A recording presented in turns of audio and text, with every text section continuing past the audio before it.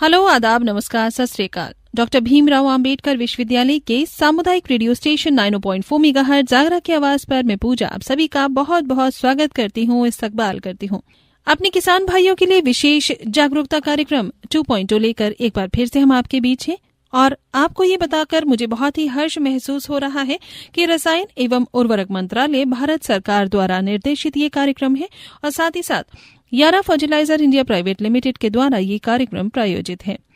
यारा की तरफ से लगातार विशेषज्ञ हमारे साथ जुड़ते हैं और हमारी कोशिश मिलकर ये रहती है कि अपने किसान भाइयों को सही और सटीक जानकारियां प्राप्त करवा के कृषि उनकी बहुत उम्दा और बेहतर करवाएं, जिससे उनकी आजीविका बढ़े और साथ ही साथ उनका परिवार और हमारा देश भी खुशहाल रहे, सुखी रहे, स्वस्थ रहे, संपन्न रहे। तो चलिए आज का जो हमारा टॉपिक है, विषय है, उस पर मैं आपको जानकारी दे दूं। आज आप और हम और हमारे एक विशेषज्ञ मिलकर बातचीत करने वाले हैं आलू फसल को रोग और कीटों से बचाने के कुछ प्रभावी उपाय। और ये अच्छी और बहुत जरूरी जानकारी देने के लिए हमारे बीच मौजूद हैं फोन लाइन पर श्री विक्रम सिंह जी, जो है एरिया एग्रोनॉमिस्ट, लखनऊ उत्तर प्रदेश से, यारा फर्टिलाइजर इंडिया प्राइवेट लिमिटेड से। विक्रम जी, आपका बहुत बहुत स्वागत है। नमस्ते सभी श्रोताओं को जुड़ने के लिए और सुनने के लिए भी।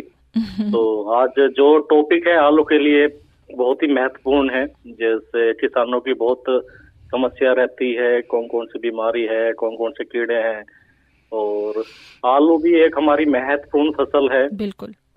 अगर हर घर में आलू ना हो तो शायद सब्जी के बारे में भी नहीं सोचा जाता। बिल्कुल बिल्कुल। आलू का प्रयोग भी बहुत ही ज्यादा उसमें, जैसे चिप्स है, पाउडर बनाया जाता है, और कोई सी भी सब्जी में आप इसे मिक्स करके खाते भी हैं। तो सबका दोस्त यार है। बहुत ही अच्छी फसल है और हमारे लिए फायदे की भी फसल है। बिल्कुल, वही सबका दोस्त यार है। बच्चों का भी पसंदीदा होता है। बच्चों के फ्रेंच फ्राइज, चिप्स वगैरह इससे बनते हैं। लोगों के आलू के पराठे बनते हैं। रसोई का राजा मैं तो कहूंगी इसे, क्योंकि एक इतना बढ़िया आलू ये एक सब्जी है कि सभी से दोस्ती करके सभी में मिल जाता है और उसका स्वाद भी बढ़ा देता है। पूजा जी, जितना अच्छा आलू अगर वो आपको डिसीज फ्री मिल जाए तो वो और भी सोने पे सुहागे वाली बात हो जाती है। बिल्कुल बिल्कुल। तो आइए आज आप और हम मिलकर बात करते हैं आलू की फसल को रोगों और कीटों से बचाने के व्यवहारिक और असरदार उपायों के बारे में। क्योंकि श्रोताओं, आलू एक संवेदनशील फसल है जिस पर झुलसा रोग, गलन रोग और पत्तों को नुकसान पहुंचाने वाले कीट जल्दी ही हमला कर देते हैं। ऐसे में समय पर पहचान और उचित प्रबंधन से भारी नुकसान से हमारे किसान भाई बच सकते हैं। सही कहा मैंने विक्रम जी? हाँ जी, सही कह रहे हो। तो चलिए इसी पर हमें विशेष जानकारी दीजिए। और मैं सबसे पहला सवाल ही आपसे ये करना चाहती हूँ कि आलू की फसल में कौन सा मुख्य कीट होता है जो उसे नुकसान पहुंचाता है। हमारे किसान भाई उसे जानकर समझकर पहले ही अपनी खेती को, अपनी कृषि को बचा सकते हैं। जैसे कि किसान भाइयों, आप भी जानते हैं आलू हमारी शरदकालीन फसल है और इसकी बुआई अक्टूबर से स्टार्ट हो जाती है। और कुछ वैरायटीज ऐसी होती है जिससे आप कच्ची खुदाई के रूप में भी खुदाई करते हैं। तो स्टार्टिंग में जैसे अक्टूबर में, नवंबर में, दिसंबर में तक आप कच्ची खुदाई कर लेते हैं। जो आपकी पक्की खोद की खुदाई है, जो कंप्लीट आलू होता है, वो फरवरी मार्च में आप उसकी खुदाई करते हैं। तो इस टाइम पे जो भी कीट हैं वो हमारी फसल में काफी हानि पहुंचाते हैं।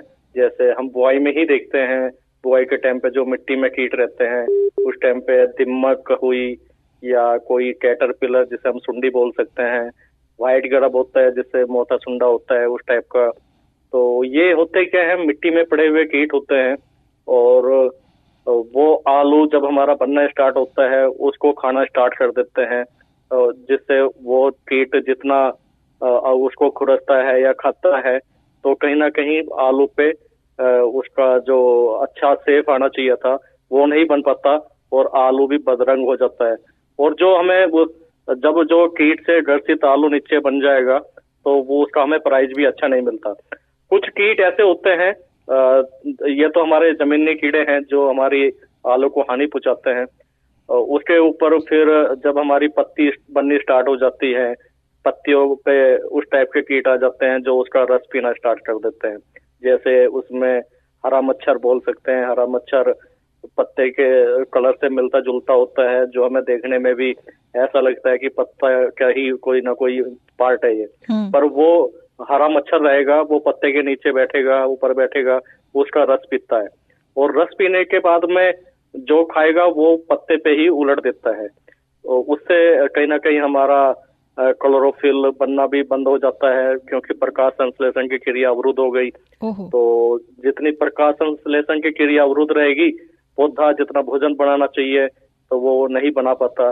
दूसरा, आप पत्ते पे देखते हैं सफेद मच्छर टाइप का भी आपके आलू में हानि पहुंचाता है। सफेद मच्छर, क्या सफेद मक्खी बोलते हैं उसे, और वो छोटे टाइप की होती है, और जब वो आलू में पत्ते के नीचे ही बैठती है, और ये वायरस का भी बहुत बड़ा कारक होती है जो सफेद मक्खी होती है।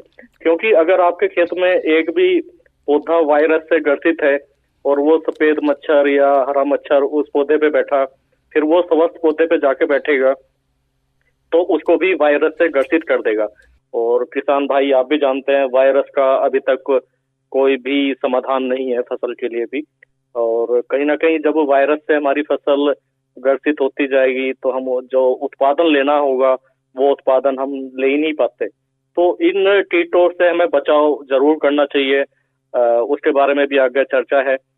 अभी कुछ जब हमारा फरवरी या मार्च का या शुरुआती में गर्मी पड़ रही है तो उसमें कहीं ना कहीं कैटरपिलर यानी कि सुंडी का भी देखने को मिल जाती है, जो हमारे पत्ते को काट के खाती है। तो उस टाइम पे भी हमें सुंडी का बचाव करने के लिए स्प्रे करना होगा। बिल्कुल सही, बिल्कुल सही। बहुत ही ध्यान रखना होगा अपनी फसल का, बिल्कुल बच्चे की ही तरह। तो ऐसे में विक्रम जी, कीटों के अलावा कौन सी मुख्य बीमारियां आ जाती हैं हमारी फसल में? जैसे कि किसान भाई, आप जानते हैं, जब भी हम कोई फसल लगाते हैं, मैं किसान भाइयों से पूछता हूँ कि आपकी फसल में क्या क्या समस्या आती है। तो किसान भाई भी एक तरीके से चेहरे को ही देखते हैं, वो अपना बता नहीं पाते भाई मेरे खेत में ये समस्या है। तो किसान भाई, आप भी अगर अपनी फसल में क्या क्या समस्या आती है उसके समाधान के बारे में पहले से ही एक डॉक्यूमेंट नहीं रखोगे तो कहीं ना कहीं आप अपनी फसल में अच्छा उत्पादन ले ही नहीं सकते। आज कोई बिजनेसमैन भी होता है, वो अगले 3 साल का प्लान रखता है कि मेरे अगले 3 साल में मुझे अपना बिजनेस कहाँ लेके जाना है, पर किसान के पास में अपनी अगले 3 महीने की भी प्रॉपर प्लानिंग नहीं होती। जो अच्छे किसान है वो हालांकि आज के टाइम में अच्छा कर भी रहे हैं, पर कुछ ज्यादातर जो संख्या है 70 से 80% फार्मर उस चीज के बारे में सोचते ही नहीं है। तो आपने हमेशा अपना एक डॉक्यूमेंट बना के भी रखना है, उसमें क्या क्या समस्या किस टाइम पे आती है। कोई भी कीट आएगा, कीट में पहले आपको उसके बच्चे भी दिखाई देंगे, यानी कि जैसे मैंने आपको हरा मच्छर और सफेद मक्खी के बारे में बताया, आपको पहले वो अंडा देती है, अंडे के बाद में निम्फ होता है, फिर उसका एडल्ट आता है। अगर अंडा आप देखना चाहो तो पत्ते के नीचे की साइड में पानी की बूंद की तरह पड़ी हुई दिखाई देते हैं, छोटी छोटी बूंदे होती हैं, सफेद जैसे बूंद होती है, छोटी छोटी बूंदे उसी टाइप की दिखाई देती है। और उसके बाद में वो निम्फ में कन्वर्ट होता है। जो निम्फ होता है वो ही सबसे ज्यादा हानि पहुंचाता है रस चूसने के लिए, फिर एडल्ट उड़ के वायरस के लिए ट्रांसमिशन करता है। तो फिर इनके समाधान कैसे हमारे किसान भाइयों को आप बताएंगे कि उन्हें क्या क्या समाधान और किस तरह से पहचान होती है? ये तो आपने बता दिया, लेकिन उपाय बताना बहुत जरूरी है, जैसे कि आप ये बताएं और वो अपनी आलू की फसल में कीट और बीमारियों का सही उपचार सही समय पर कर सके। जैसे कि मैंने अभी आपको पहचान भी बताई है हरे मच्छर और सफेद मच्छर के बारे में।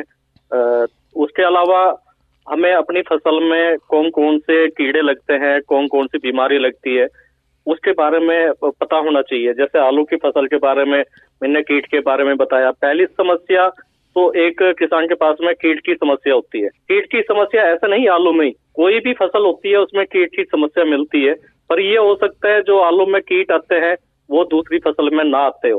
पर आपको अगर पहले से ही पता रहे कि मेरी फसल में ये कीट आने वाला है, या ये किस टाइम पे आता है, इसकी पहचान ऐसी है, या ये ऐसा मौसम होगा उस टाइम पे इस कीट की समस्या ज्यादा आएगी, तो आप पहले ही उसका अच्छा इलाज कर लोगे तो आपकी जो हानि होने वाली है, जो फसल बर्बाद होने वाली है, उससे आप पहले ही बचाव कर सकते हैं। आप भी जानते हैं आने के बाद में उसे कंट्रोल करना काफी मुश्किल हो जाता है। तो पहली समस्या तो कीट की हो गई। दूसरी समस्या होती है बीमारी। बीमारी भी एक हर फसल में अलग अलग टाइप की आती है। जैसे अभी हम आलू की बात कर रहे हैं, आलू में भी आपको कई बीमारियों से सामना करना पड़ता है। सबसे पहले तो जो आप सीड लगाते हैं, जो बीज लगा रहे हो, बीज में भी आपकी बीमारी कुछ ऐसी होती है सीड बोन से, यानी कि जो बीज में पहले बीमारी होगी, आप बीज लगाने जा रहे हो तो उसे ट्रीटेड ही करके लगाएं, उसे उपचारित करके लगाएं। तो जो बीज से चलने वाली बीमारी है उसका समाधान बीज शोधित करने पे ही मिल जाएगा। जैसे हम आलू की फसल में बीमारियों की बात करते हैं तो उसमें कॉमन स्कैब है, लेट ब्लाइट है, यानी कि अगेती पछेती झुलसा है, अगेती झुलसा है, ब्लाइट है, जिसे हम कॉमन झुलसा भी बोल सकते हैं।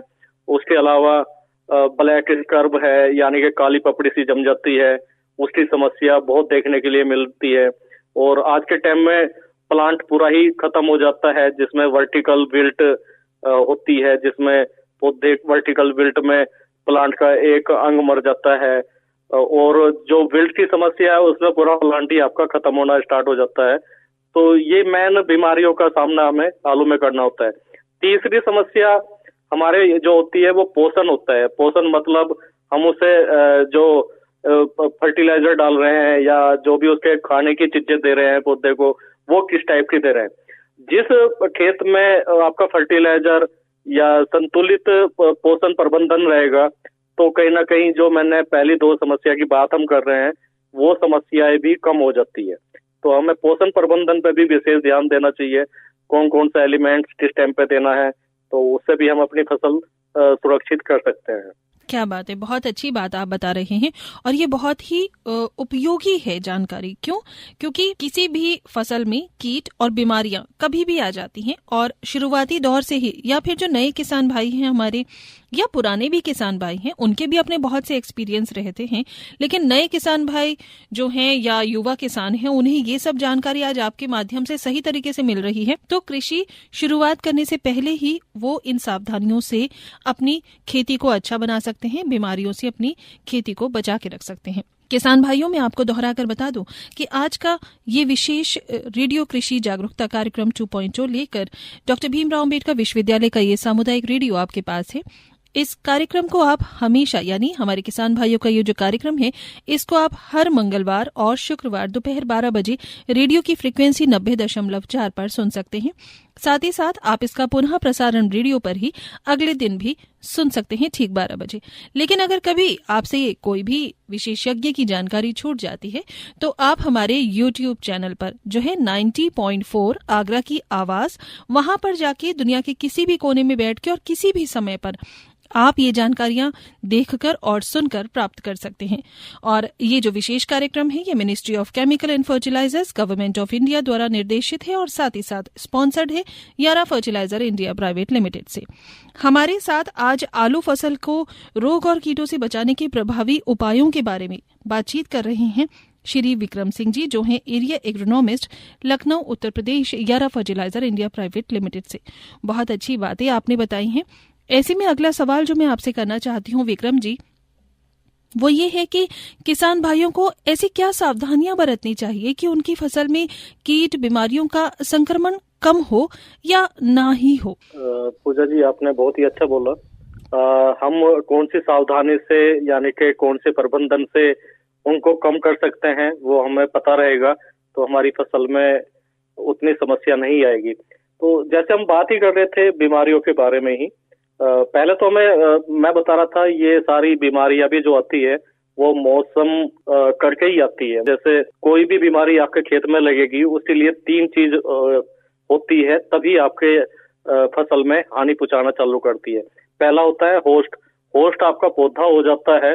दूसरा होता है पैथोजन हमेशा कहीं ना कहीं दूसरे प्लांट पे अपना सर्वाइवल करता है और जैसे ही उसे वो फसल यानी कि होस्ट मिला और मौसम मिला तो वो तुरंत अटैक करना चालू कर देता है। कुछ किसान भाइयों की आलू में मैं देखता भी हूँ, मार्केट में जाता हूँ, किसानों से मिलते भी हैं, तो आलू में एक तो यहाँ पे चेचक का बहुत बड़ी बीमारी बताते हैं। चेचक में जैसे कॉमन स्कैब है, ब्लैक स्कर्ब है, काली चित्ती जिसे बोलते हैं, या किसी इंसेक्ट के थ्रू आलू में कोई चिन्ह बन गया, उसको भी यहाँ के फार्मर वही बोल देते हैं चेचक की समस्या। तो किसान भाइयों, आपको समझना पड़ेगा जो आलू में जो समस्या आ रही है वो किस वजह से है। काली चित्ती एक फंगस की वजह से है, और जो मैं बता रहा हूँ कॉमन स्कैब, वो एक बैक्टीरियल डिसीज है, उसमें फफूंदी टाइप का आलू पे बन जाता है। तीसरी समस्या कैल्शियम की कमी की वजह से भी होता है, जो आलू आपका सुकड़ सी जाता है, बीच में ठोक रह जाती है, जिससे वो बाद में काला पड़ जाता है। फिर चौथी समस्या मैं बता रहा हूँ, उसमें कहीं ना कहीं आपका कीट की वजह से, जो मैं बता चुका हूँ पहले भी, और एक फंगस। ये 4 समस्या की वजह से आपके यहाँ पे चेचक का जो प्रॉब्लम है वो रहती है। तो इनका समाधान कीड़े के लिए आपने अच्छा कीटनाशक डालना पड़ेगा, उसके बारे में आगे हम जानकारी दे रही हैं। और दूसरा, आपको सीड ट्रीटमेंट अच्छी क्वालिटी वाले फंजीसाइड से करना होगा। मार्केट में अच्छे फंजीसाइड जैसे एमिस्टोप्राइम है, मॉन्सिरिन है, एमिस्टार है, उस टाइप के फंजीसाइड से आप ट्रीटेड कर सकते हैं। दूसरा, आप जब कैल्शियम की जरूरत आपको दिखाई दे रही है कि हमारे आलू में बीच में सुकड़ रहा है, या पत्तियां ऊपर से कमजोर सी दिखाई देती है, छोटी दिखाई देती है, वो भी एक सिम्टम होता है कैल्शियम की कमी का। तो उस टाइम पे आप कैल्शियम खेत में डलवा सकते हैं। यारा लीवा नाइट्राबोर के नाम से देती है, आप 25 किलो 2 बार डलवा सकते हैं। तो कहीं ना कहीं आपके खेत में अच्छा कैल्शियम बोरोन मिल जाएगा। यारा लीवा नाइट्राबोर में कैल्शियम है, बोरोन है, तो कहीं ना कहीं बोरोन वो समस्या आने से बच सकते हैं। और दूसरा, बाद में जब हमारी खड़ी फसल रहती है, खड़ी फसल में अगेती झुलसा, पछेती झुलसा के आने के चांस ज्यादा रहते हैं। अगेती झुलसा की पहचान ये रहती है, जो पत्ता है, पत्ते के नीचे की साइड में जो भी उसका विंग बना होगा, उसमें ही वो गोल रिंग में बनती है। गोल रिंग में बनते बनते जहां तक उसका विंग बना हुआ है वहां तक ही फैलती है, और वो धब्बे पत्तियों पे अलग अलग टाइप से दिखाई देंगे, सभी पत्तियों पे भी धीरे धीरे बढ़ते चले जाते हैं। दूसरा, जो पछेती झुलसा है, पछेती झुलसा हमेशा जब मौसम में कोहरा ज्यादा होगा, प्रकाश की रोशनी, सूरज की रोशनी कम पड़ रही है, प्रकाश अच्छा नहीं मिल पा रहा, तो पछेती झुलसा के चांस ज्यादा हो जाते हैं। तो अभी जैसे हम सावधानी की बात कर रहे हैं, किस वजह से इन समस्याओं से बच सकते हैं, उसके लिए हमें कुछ विशेष बातें ध्यान रखनी होगी। जैसे आलू सोलेनेसी कुल का पौधा है, कोई भी उस कुल का पौधा वहां पे आपकी मेड़ पे खरपतवार या उस टाइप का ना रहे। हमेशा अपनी मेड़ या आसपास के खरपतवारों को आप साफ रखें। दूसरा, जब आपको दिखाई दे रहा है मौसम हमारा चेंज हो गया, इस टाइम पे कोहरा पड़ रहा है, तो आलू की हल्की सिंचाई करते रहें, जिसकी वजह से जो झुलसा आने के चांस है वो कम हो जाते हैं। तीसरा, आप जिधर हवा चल रही है आप वहां पे धुआं भी कर सकते हैं। धुएं से भी कहीं ना कहीं आपके उसमें पैथोजन या बीमारी आने के चांस कम हो जाते हैं, क्योंकि बीमारी भी 3 कारणों से ही फैलती है। या तो आपका पैथोजन मिट्टी में पड़ा रहेगा, या आपका सीड में होगा, या दूसरे प्लांट पे है, जब हवा चलती है हवा के थ्रू वो उसमें लग जाता है। तो आप हवा के थ्रू भी यानी कि आपने धुआं शाम के टाइम कर दिया, तो कहीं ना कहीं उस पैथोजन को आप डैमेज कर सकते हैं। उसमें आप नीम के पत्ते भी जला सकते हैं, जिसकी वजह से वो समस्याएं मिनिमाइज हो जाती है। तो ये कुछ सावधानी हमें बरतनी चाहिए। दूसरा, जो भी हम सीड लगाने जा रहे हैं वो पहले से ही बीमारी से ग्रसित ना हो, यानी कि सीड हमें अच्छा यूज करना चाहिए। जिस सीड में पहले से ही बीमारी होगी, जब हम उसे खेत में लगाते हैं तो उसमें वो बीमारी के आने के चांस ज्यादा बढ़ जाते हैं। तो एक हमें अच्छी क्वालिटी वाला जिसमें बीमारी ना हो उस टाइप का अपना बीज लगाना चाहिए। और हो सके तो जो रोगरोधी किस्में हैं उस टाइप की किस्में हमें आलू की लगानी चाहिए। बिल्कुल सही कहा आपने। अगर बीज यानी कि शुरुआत ही अच्छी होगी तो कीट और बीमारियां आसपास नहीं भटकेंगी हमारे पौधे के, हमारी खेती के। दूसरा पूजा जी, जैसे ये तो बीमारी के लिए मैंने बताया रोकथाम कर सकते हैं, इसी तरीके से कीट का प्रबंधन भी हम कर सकते हैं। कुछ येलो ट्रैप आते हैं, सफेद मक्खी या हरा मच्छर येलो ट्रैप पे बहुत अच्छा आकर्षित होता है। तो उसमें ट्रैप पे आप येलो ट्रैप लाएं, उस पे ग्रीस लगा दें, तो होता क्या है, वो उस पर आकर्षित होगी और उस पर चिपक के कहीं ना कहीं वे खत्म होती चली जाएंगी। तो ये कीट के लिए भी आप अच्छा प्रबंधन कर सकते हैं। वाह वाह, बहुत अच्छी बात आपने बताई। अभी बीच में विक्रम जी आपने पोषण प्रबंधन की बात की थी, तो बेहतर पोषण प्रबंधन से किस तरह हमारी फसल को कीट और बीमारियों से बचाया जा सकता है, कृपया इस पे एक विस्तृत रूप में रोशनी डालिए। जैसे कि पूजा जी मैं बता ही रहा हूँ, एक अच्छा भोजन यानी कि किसी भी चीज का होगा तो उसमें बीमारी आने के चांस बहुत कम हो जाते हैं, क्योंकि कोई ना कोई बीमारी किसी ना किसी एलिमेंट्स की कमी की वजह से ही होता है। और हो सकता है हर एलिमेंट का यानी कि हर तत्व का अपना एक काम होता है, वो जाने के बाद में उसमें जैसे हम 17 न्यूट्रिएंट की बात करते हैं, 17 में 3 वायुमंडल से मिल जाते हैं, कार्बन, हाइड्रोजन, ऑक्सीजन। ये वैसे मेन चीज है जो हमें फ्री में मिलती है, और इनका मेन रोल रहता है फसल की ग्रोथ के लिए। उसके अलावा नाइट्रोजन, फास्फोरस, पोटास, उसके अलावा सूक्ष्म पोषक तत्व हैं, सल्फर है, मैग्नीशियम है, मैग्नीज है, उसके अलावा आपका जिंक है, मोलिब्डेनम है। ऐसे मिला के 14 न्यूट्रिएंट हमें देने होते हैं, यानी कि 11 सूक्ष्म पोषक तत्व हमें देने ही है फसल को। हर एलिमेंट का अपना एक मेन रोल रहता है फसल में। और उसके अलावा जैसे हम यही एलिमेंट एमिनो एसिड बनाते हैं फसल के लिए, आपका विटामिन ग्रो करते हैं, प्रोटीन बनाते हैं, सेल बनाने में काम करते हैं। जब अच्छे एलिमेंट्स यानी कि अच्छा खाद या अच्छा तत्व आप पौधे को दोगे तो कहीं ना कहीं बीमारी आने के चांस भी कम हो जाते हैं। और हमें जो भी अपना तत्व है, अगर वो सही टाइम पे चला जाए, जिसको हम बोलते हैं सही टाइम पे, अगर हमें खाने की भूख लगी हुई है 2 बजे और हम उसको खाए 4 बजे, तो उसका कोई मतलब नहीं बनता। जो उसे देना चाहिए, जो हमारी बॉडी को देना है, वो नहीं दे पाएगा। और दूसरा, 4 बजे तक कहीं ना कहीं हमारी भूख भी खत्म होती चली जाती है। ऐसे ही पौधे में रहता है, उसकी जब जरूरत है अगर वो चीज उस टाइम पे मिल जाए तो वो उसके लिए सोने पे सुहागा होती है। जैसे हम पोषण प्रबंधन से फसल को हेल्थी बना दें और उसमें कहीं ना कहीं रोग रोधी क्षमता बन जाती है। किसान भाइयों, आप भी जानते हैं हमारा पौधा या कोई भी निर्माण होता है किसी जिंदा चीज का, वो कोशिकाएं जो बनती है वो सेल टू सेल ही बनती है।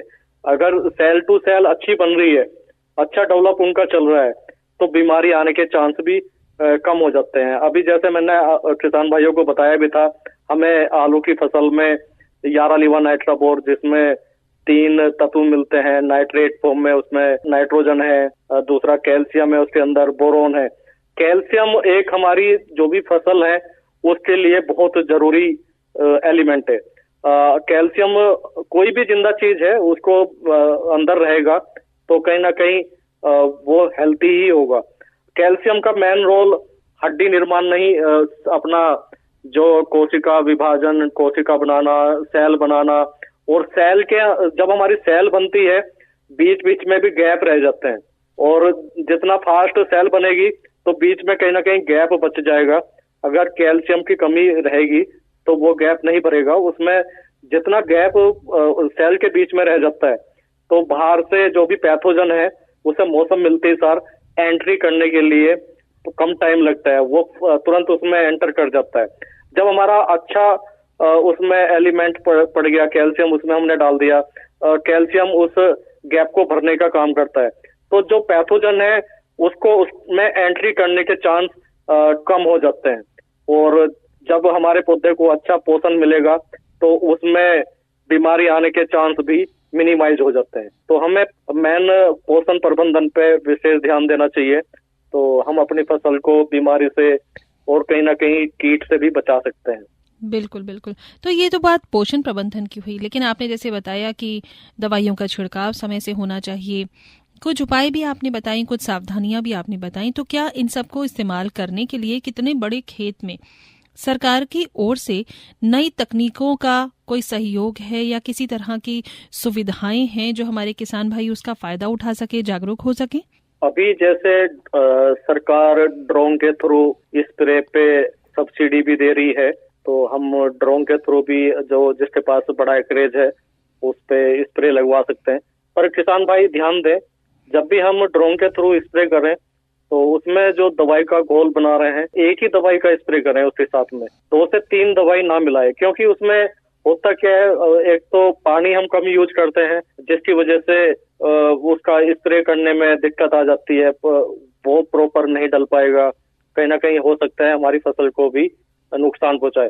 तो जितना जो भी गवर्नमेंट की गाइडलाइन है, जैसे हम एक ही अपना लेके जाए, जैसे इंसेक्टिसाइड का स्प्रे कर रहे हैं तो एक इंसेक्टिसाइड का स्प्रे कर सकते हैं, उसके अलावा कोई फंजीसाइड भी हमें डालना है तो उसके लिए दोबारा ही स्प्रे लगवाएं तो ज्यादा अच्छा रहेगा। तो गवर्नमेंट ड्रोन से स्प्रे के लिए भी काफी किसानों को जागरूक कर रही है। बिल्कुल बिल्कुल। आपने एक अच्छे बीज की बात कही थी, स्वस्थ बीज, उसका इस्तेमाल करना चाहिए। क्या स्वस्थ बीज, अच्छा बीज सरकार की ओर से भी मुहैया कराया जा रहा है हमारे किसान भाइयों को? जी पूजा जी, इसमें जैसे बहुत से चिन्हित कोल्ड स्टोर रहते हैं, बहुत से अच्छे फार्मर भी हैं, सरकार भी कुफरी जैसे CPRI है हमारे, सेंट्रल पोटैटो रिसर्च सेंटर है कुफरी में है, मोदीपुरम है, जहाँ भी कुफरी के ये पोटैटो रिसर्च सेंटर है, वहाँ पे भी नए नए सीड बनते रहते हैं जो रोगरोधी भी होते हैं, तो वहाँ से भी सरकार किसानों को बीज उपलब्ध करवाती रहती है। बहुत अच्छी बात है ये तो एक अगला सवाल और आखिरी सवाल जल्द से जल्द मैं आपसे करना चाहूंगी क्योंकि वो बहुत ही इम्पोर्टेंट है। विक्रम जी, कई बार कीट एवं बीमारियां जो हैं उनके प्रबंधन में काफी खर्चा हमारे किसान भाइयों का हो जाता है।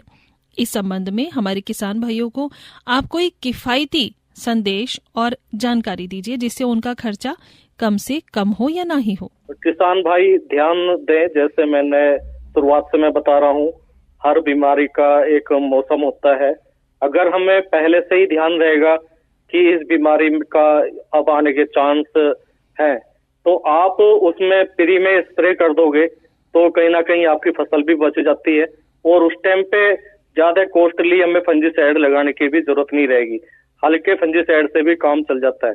जब आपके खेत में बीमारी ज्यादा फैल जाती है तब आप स्प्रे के लिए जाते हैं, जो बीमारी ने हानि पहुंचानी होती है वो काफी हद तक पहुंचा चुकी होती है, तो आप उस टाइम पे पैसा भी ज्यादा इन्वेस्ट करते हो और प्रॉपर जो हमें फायदा मिलना चाहिए था वो भी फायदा नहीं मिलता।